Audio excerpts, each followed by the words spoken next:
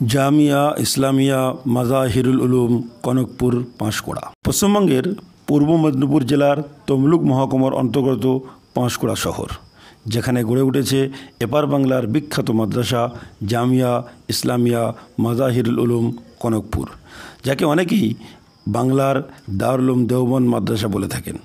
আজকে আপনাদেরকে সেই বিখ্যাত ও ঐতিহাসিক মাদ্রাসা ঘুরে দেখাবো ইনশাআল্লাহু তাআলা। পাঁশকুড়া মাদ্রাসা যাওয়ার জন্য প্রথমে আমরা শিয়ালদা পৌঁছালাম। শিয়ালদা থেকে হাওড়া, সেখান থেকে ট্রেনে করে পাঁশকুড়া স্টেশন, এবং স্টেশনের গায়েই মাদ্রাসা। এটাই জামিয়া ইসলামিয়া মাজাহিরুল উলুম কনকপুর পাঁশকুড়া মাদ্রাসার প্রধান গেট। গেট দিয়ে প্রবেশ করলেই বাম দিকে পড়বে একটি পুরাতন জীর্ণ শীর্ণ বিল্ডিং। মূলত এটিই ছিল মাদ্রাসার প্রথম বিল্ডিং। বর্তমানে অত্যাধিক দুর্বল হওয়ার কারণে সম্পূর্ণ বিল্ডিংটি বসবাসের অযোগ্য ঘোষণা করা হয়েছে। এরপরেই আছে জামিয়ার সুবিশাল ও চিত্তাকর্ষক মসজিদে ইয়াকুব। বালকনিসহ নিপুণ কারুকার্য সম্বলিত এই মসজিদে নামাজ আদায়সহ ছাত্রদের ভর্তি ও অন্যান্য পরীক্ষাও নেওয়া হয়ে থাকে। মসজিদে ইয়াকুবের ভিতরে এখন জোহরের নামাজের প্রস্তুতি চলছে, অর্থাৎ আর কিছুক্ষণ পর জোহরের নামাজ আরম্ভ হবে। আমরা সকলে নামাজের জন্য মসজিদে জমায়েত হলাম। তারপর নামাজ শুরু হলো। নামাজ শেষ করে আমরা জামিয়া ঘুরে দেখতে লাগলাম।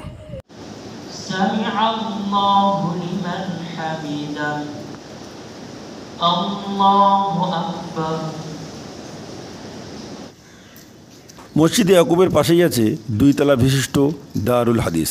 সেখানে পবিত্র হাদিসের পাঠদান করা হয়। এর ভিতরে ছোট্ট একটি লাইব্রেরিও আছে। দারুল হাদিসের পাশেই আছে জামিয়ার প্রধান অফিস গৃহ।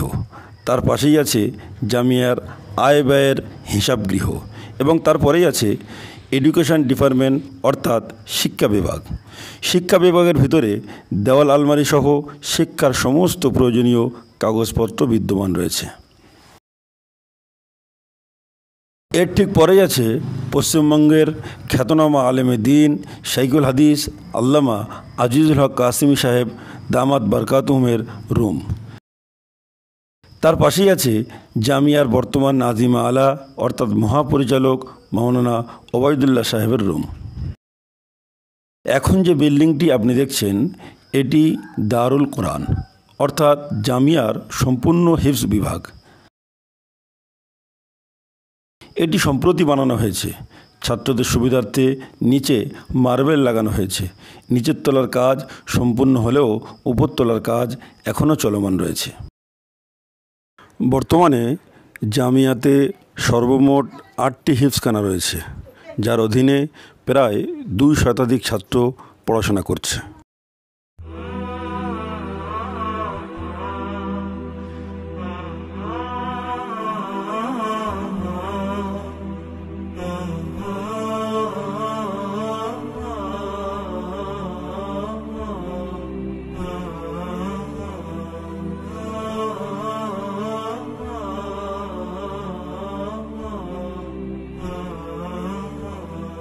দারুল কোরআনের বাইরে ছাত্রদের সুবিধার্থে পানির ট্যাপ লাগানো হয়েছে।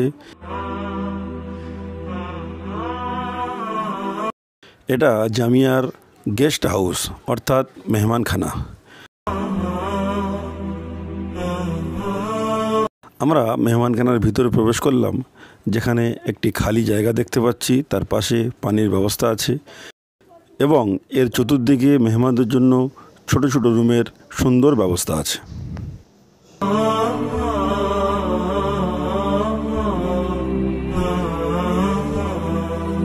এই যে বিল্ডিংটি আপনি দেখছেন, যার নামকরণ মাহমুদ মঞ্জিল করা হয়েছে, এটাও সম্প্রতি বানানো হয়েছে।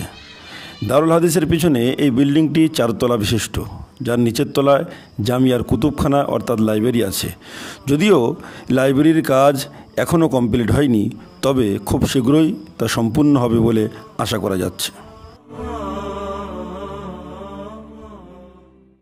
জামিয়ার এই বিশাল লাইব্রেরিতে নতুন এবং পুরাতন সহ দেশ বিদেশের বহু কিতাব সংরক্ষিত আছে।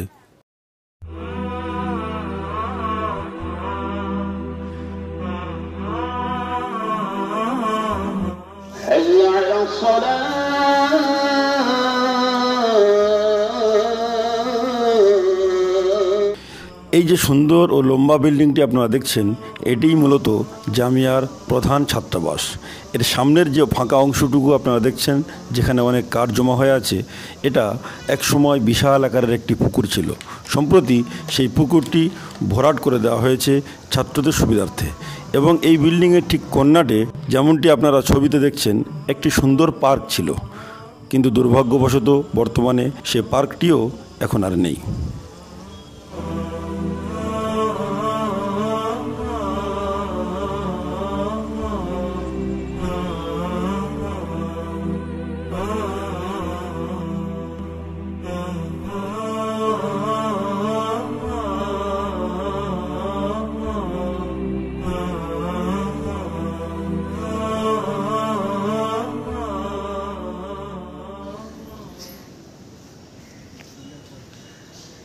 বন্ধুরা, সবশেষে আপনাদেরকে নিয়ে যাব জামিয়ার কিচেন রুম অর্থাৎ রান্নাঘরে।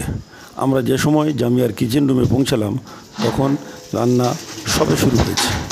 এই যে দেখছেন, এখন রান্না চলছে এবং রান্নার অন্য সরঞ্জাম এখন রেডি হচ্ছে।